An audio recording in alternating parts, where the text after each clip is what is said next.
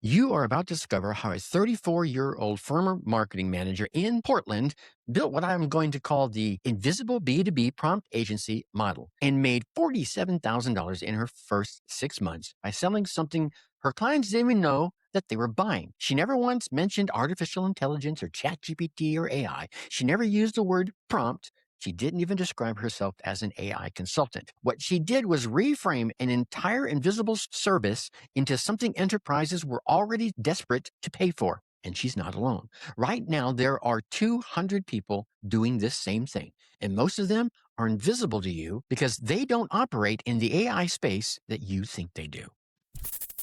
The Dark Horse Entrepreneur Podcast. What is up? What is up? What the hell is up, my Dark Horse friends and family? Welcome back to another episode of the Dark Horse Entrepreneur AI Escape Plan, where we break free from the grind. We share some AI-powered tips and some side hustle strategies, all designed to support my amazing parents out there that are chasing freedom like modern-day trailblazers. And if you know someone that dreams of ditching the grind but still makes time for those bedtime stories, go ahead and forward this episode to them. The gap between your current reality and where you want to be isn't closing because you're selling the wrong thing to the wrong people using the wrong language. Most people are trying to monetize AI by competing in the bloodbath with the freelancers on Fiverr and undercutting each other at $50 per project. And, let's be honest, the using price as a mechanism is a race to the bottom. Many of them are out there building GPT wrappers. We talked about in the last episode.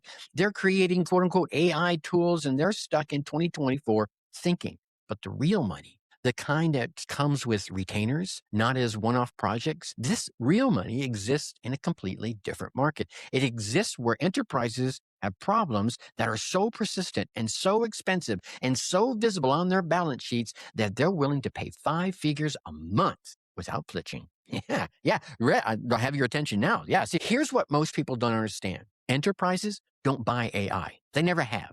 They buy outcomes. Specifically, they buy time, accuracy, and consistency. They buy the ability to scale human work without hiring more humans. A Fortune 500 company doesn't care if you're using ChatGPT 4 or 5 or whatever from OpenAI, Claude from Anthropic, or a Rube Goldberg machine powered by sentient hamsters. They don't care. They care about one thing. Does it solve our bleeding problem? And does it integrate with what we already have?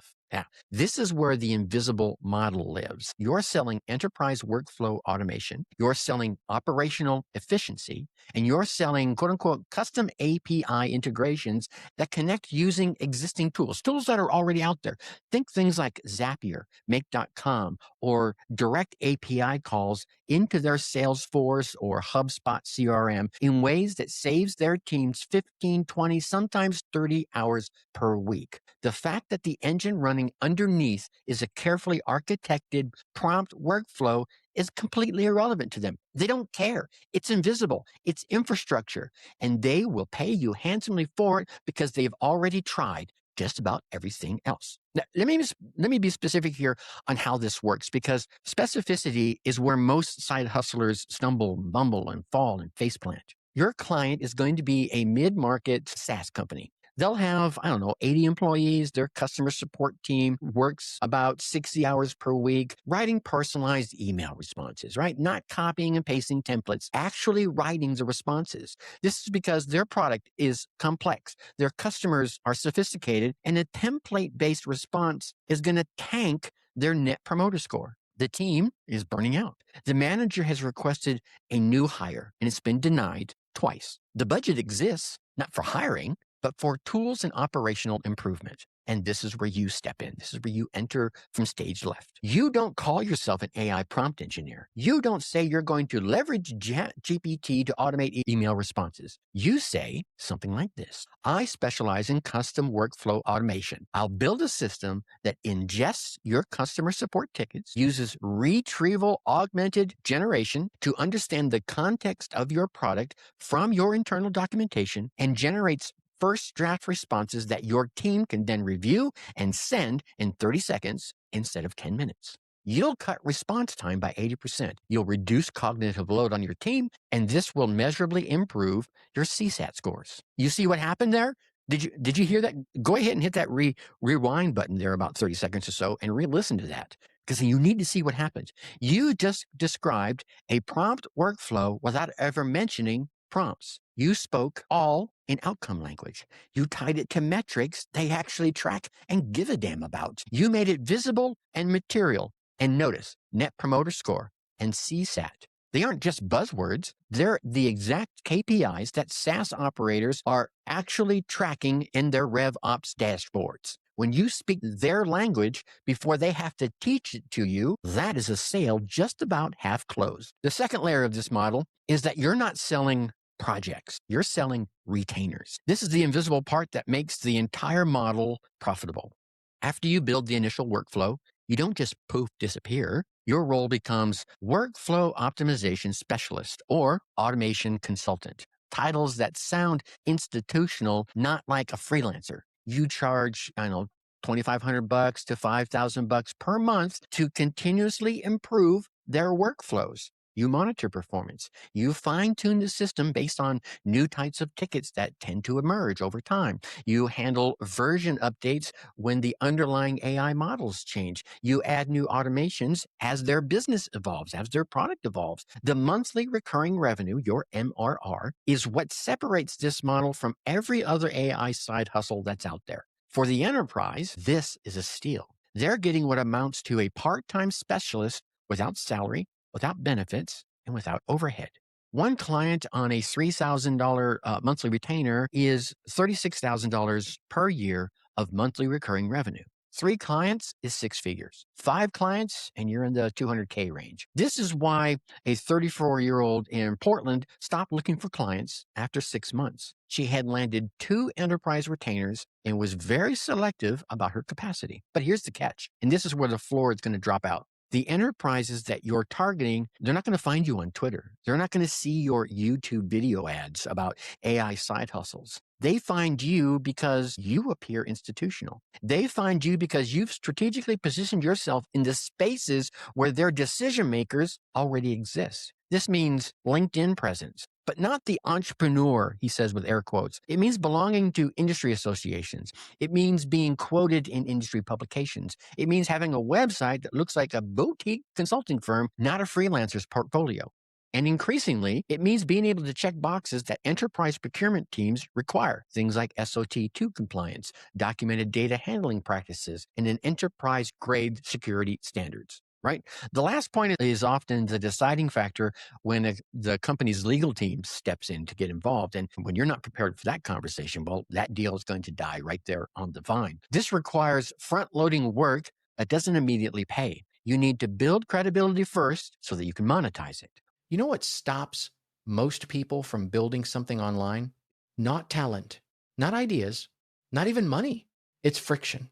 Seriously, you've got an idea for a business, a side hustle, maybe a service you want to offer, and suddenly you've got 14 tabs open asking, which website builder? Which domain? Do I need email? Hosting? Why does this suddenly feel like I'm assembling IKEA furniture without instructions? 3 hours later, still no website. Still thinking about it. That's why I like Hostinger. Hostinger makes getting started ridiculously easier because everything lives in one place. Your website, domain, email, the whole deal. And this part is wild. The AI actually helps build the first version of your website for you. You literally describe what you want, and boom, you're not staring at a blank screen anymore. Look, if you've been sitting on an idea, stop letting setup friction beat you. Go to hostinger.com/darkhorse20 and use code darkhorse20 for 20% off. That's hostinger.com/darkhorse20. Build the thing. Stop overthinking the thing. The Dark Horse Entrepreneur Podcast.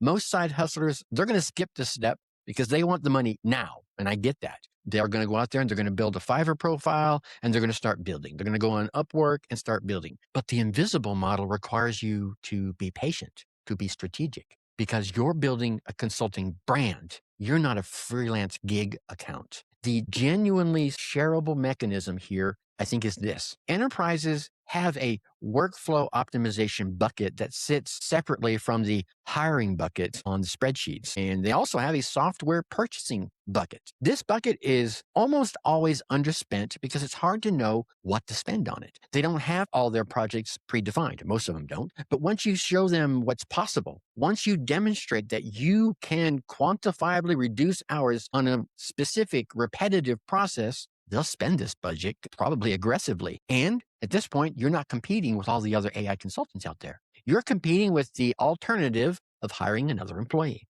And hiring almost means losses because of the time to productivity ratio, the cost benefits, and the long-term salary commitment that comes with it. Now, the uncomfortable truth that no one wants to talk about is this. The enterprises that are easiest to sell right now are the ones who already have significant AI skepticism internally. Hear me out on this. They're the companies where the marketing is hyping AI, but the operations team doesn't quite trust it yet. There's a tension there. There's resistance.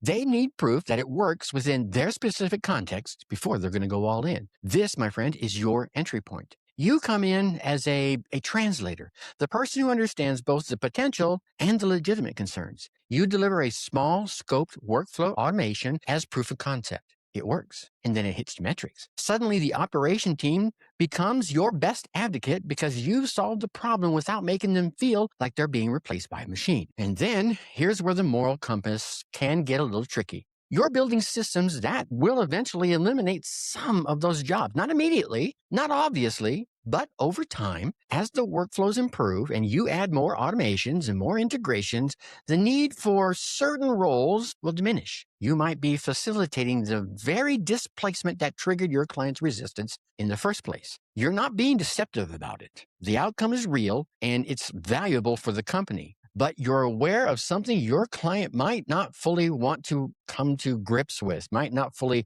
reckon with. You're building the infrastructure for efficiency that will eventually mean fewer people need to do the work. The enterprise realizes this as, we'll redeploy the team onto higher value work. Sometimes they do, let's be honest, which is awesome. Sometimes they just reduce the headcount and let the efficiency drop straight to their bottom line. This doesn't change your business model. It doesn't make the value you're providing any less real to the company.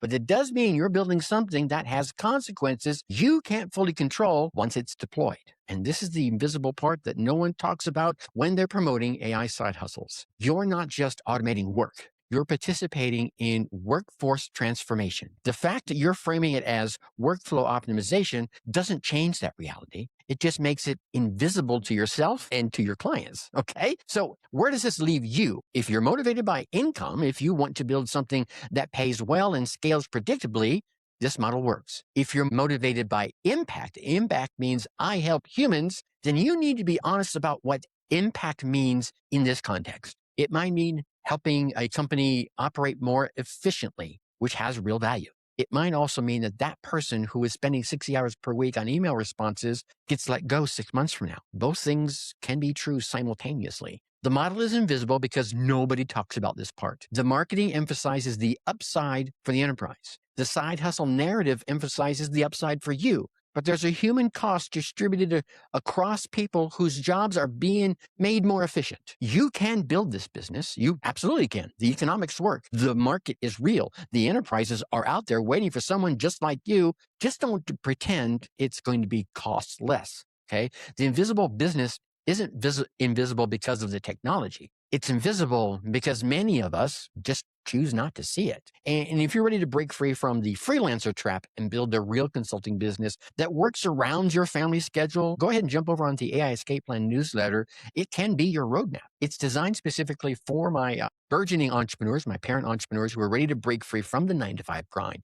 Each issue delivers practical AI-powered strategies to start, grow, and streamline your side hustle, all designed to protect your family time while still boosting your income. You could call it your roadmap to more money, more freedom, and more of what truly matters. Speaking of matters, why does this matter, Tracy? Why are you even spending time on this episode? Well, we're living through the biggest transformation of how work gets done. I've mentioned this quite a few times since the Industrial Revolution, or maybe since the internet even became available to us. But most people are approaching it like consumers of AI tools rather than the architects of AI solutions. The invisible B2B model represents a fundamental shift From selling technology to selling transformation, what bigger paradigm could this be a part of? I think in many ways, this is about the rebalancing of enterprise level capabilities. For the first time in history, a parent like you or any entrepreneur working from their kitchen table can deliver solutions that previously required teams of specialists with millions of dollars of infrastructure behind them. The companies that win in the next few years to decade won't be the ones with the best AI. They're going to be the ones who can bridge the gap between AI capability and business needs the most effectively. The future belongs to those who can make powerful technology invisible by focusing relentlessly on the problem that it solves. So, all that said, here's your whiskered wisdom for this week. The most profitable businesses are built on problems so obvious that everyone sees them, but solutions that are so elegant that they almost seem invisible. So, here's your specific action for this week. Identify one business process that you encounter pretty regularly, whether it's in your current job, a company you know about, or even around household management, something that takes more than 5 hours per week and involves a repetitive decision-making process, a repetitive task. Don't try to think about an AI solution yet. Just document the process step by step. Time how long each step takes. Note where the delays tend to happen. Note where the errors tend to happen. That documentation is going to become your first process audit. And it's exactly what enterprises out there will pay you thousands of dollars to create within their business. Look, the 34-year-old from Portland didn't set out to build an invisible business. She just focused on solving real problems for real companies using the best tools that she could find. The fact that those tools happened to be AI was really irrelevant to her clients, and that's exactly why they paid her some premium rates. While everyone else is fighting over scraps in the AI consultant space, you could be building something that enterprises actually want. Results that they can measure, problems that they can solve, and efficiency that they can bank. The invisible advantage is real. The market, I think it's wide open, and your family's freedom is waiting just on the other side of you taking action. Think successfully and take action. Hey, my Dark Horse entrepreneurs, thanks for investing your precious time with us today. I know that between soccer practice and bedtime stories, every single minute counts. And that's exactly why I created the Dark Horse Insider, your weekly dose of digital marketing strategies, all designed specifically for my busy entrepreneurs, especially my busy parent entrepreneurs. If you're ready to turn those small buckets of time into profitable momentum, head on over to darkhorseinsider.com. darkhorseinsider.com and join our free newsletter, because we Dark Horses do not just run the race, we change how the race is won. Until next time, think successfully and take action. darkhorseinsider.com.